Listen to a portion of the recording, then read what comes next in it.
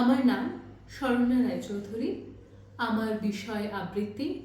আমার বয়স 18 ঊর্ধ্বে। আমি সর্বভারতীয় সঙ্গীত ও সংস্কৃতি পরিষদের অনলাইন সাংস্কৃতিক প্রতিযোগিতায় 2025-এ অংশগ্রহণ করছি।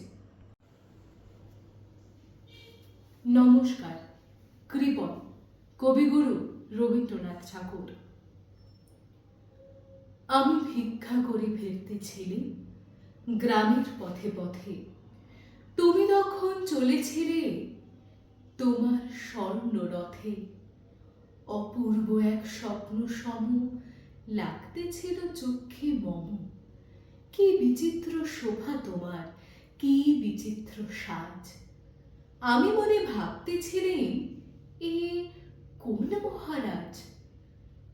আজি শুভক্ষণে রাত পোহালো, ভেবেছিলেন তবে আজ আমারে দাঁড়ে দাঁড়ে ফিরতে নাহি হবে। বাহির হতে নাহি হতে কাহার দেখা পেলেন পথে। চলিতে রথ ধরুধান্য ছড়াবে দুই ধারে। মুঠা মুঠা কুড়িয়ে নেব, নেব ভারে ভারে। দেখি সহসা রথ থেমে গেল আমার কাছে এসে। আমার মুখ পানি চেয়ে নামলে তুমি হেসে। দেখি মুখের প্রসন্নতা জুড়িয়ে গেল সকল ব্যথা। হেনকালে কিসের লাগে তুমি অকস্মাৎ? আমায় কিছু দাও গো বলে বাড়িয়ে দিলে হাত। মরি, এ কি কথা রাজাধিরাজ, আমায় দাও গো কিছু। শুনে ঘরকালের তরে রইনু মাথা নিচু। তোমার কি বা অভাব আছে ভিখারি ভিক্ষুকের কাছে? এ কেবল কৌতুকের বশে আমায় প্রবঞ্চনা।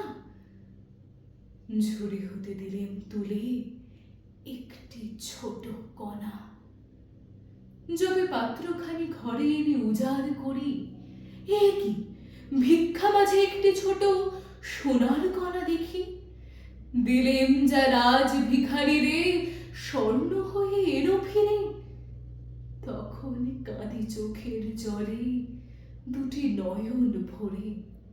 তোমায় কেন দিইনি আমার সকল শূন্য করে। ধন্যবাদ।